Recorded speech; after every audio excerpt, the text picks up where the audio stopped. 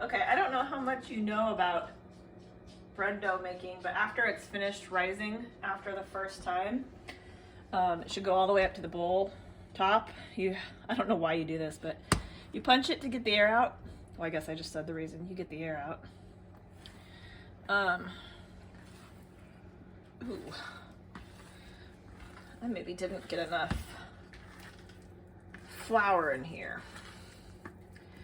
So that was kind of wet. You can see my hand is full of dough.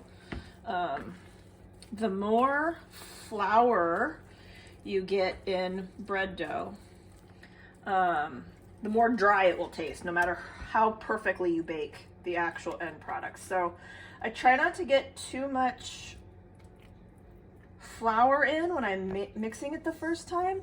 And sometimes it's just not a perfect science. You might use a different amount each time. But what I'm going to do is this makes two 9x13s of peanut butter rolls. So I cut it in half with my hand, and it's weird because it kind of just stays like that. But I'm going to put it onto the counter here. My hands are super doughy, so I'm going to have Matt stop. I put a half a cup of flour on the countertop just so that it doesn't stick, and that also when it's kind of runny like you just saw, that will also just like bake into the dough as you... Oh, I forgot you have to knead it. Right, that's what I'm doing right now, kneading it. I don't know why you need it, but this dough will go into, or this flour I mean, will go into the dough. And see, now it was so like kind of runny and sticky before. Now that I'm putting more flour on it, it doesn't even stick, which is what you want.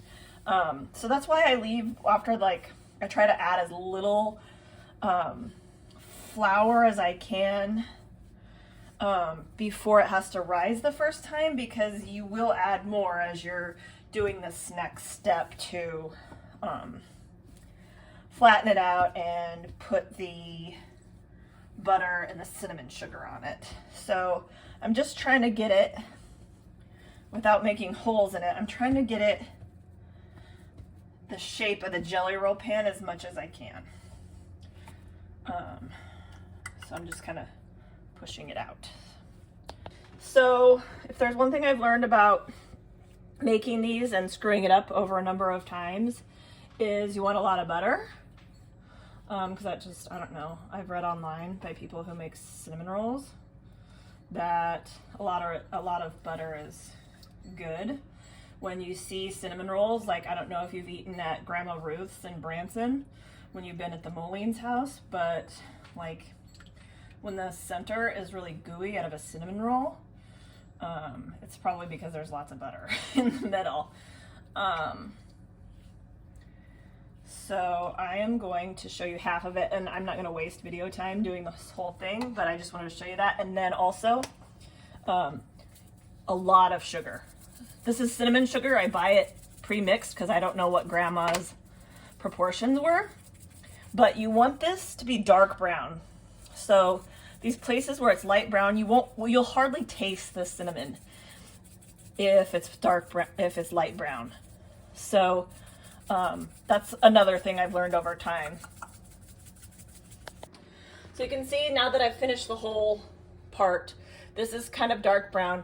I buy this Good and Gather from Target cinnamon sugar, but I don't think I'm gonna buy it anymore and just buy the name brand stuff, because they put more, I think they put more sugar in there than they do cinnamon. So I'm probably gonna stop doing that. That's why it's not as dark brown as I would have expected it to be. But this is the important part. I don't know how Matt's gonna do this and have you see. So this is the weird folding part that's specific to peanut butter rolls. So you pull in the one side, the far side, doesn't matter which side you start with though. And then you pull in this other side. So I kind of squeeze that together because I want to try to get this as flat as I can, because when you go to put it in the pan, if it's too thin, then it won't spread the whole way. So in this part, I try to get this as flat as I can. So I'm gonna do another layer of melted butter and cinnamon sugar. So I've used That's the last time I'm gonna butter or cinnamon sugar anything. I've used almost this entire thing. It's 3.62 ounces, just for reference. So now, the last fold I'm gonna do is to take this side and fold it over. Again, I'm gonna try to get it as flat as I can for the purposes of the pan.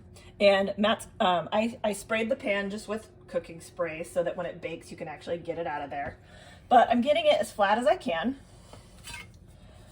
I'm gonna cut it in half with this thingamabobber that I texted you the Amazon link to. How many times do I do this? I need 6 pieces. So I cut each, I do it in half. And then each half is gonna yield 3 pieces. So when I take this off, what I'm gonna do, and Matt showed the pan, this is how Grandma's rolls get the shape, is I kind of pull it like that. And this is why fatter is better. And it's okay to like manhandle the dough a little bit. Like you don't want to totally flatten it, but as you can see, I'm trying to get it as long as I can so that when it raises again, because bread dough has to raise 2 times. I don't know why, but that's just the way that it works. So I'm cutting this other side in thirds. When it raises the second time, then that way, if it goes as far out to the edge as possible, then you're just more likely for the whole pan to be filled. Not the end of the world if the pan isn't all the way to the edge, but Grandma always got it done, so I don't know. All right, so now I've got it all the way in there. If I see like areas here that don't look as brown, I'll go ahead and add a little bit of extra cinnamon and butter and cinnamon sugar there. But this is ready to either raise a second time or be frozen and raised whenever you want to actually bake it. So before I start, I obviously make sure my countertop's like good and washed, like so it's clean and safe to do the things on the countertop. But this is a nice little hack that I kind of just figured out. Once I'm finished and you have this giant mess, I just use this. I put the plate underneath the countertop so that it catches all the things that I'm pushing out onto this. And then this makes cleanup really a lot quicker and easier. There we go. Boop.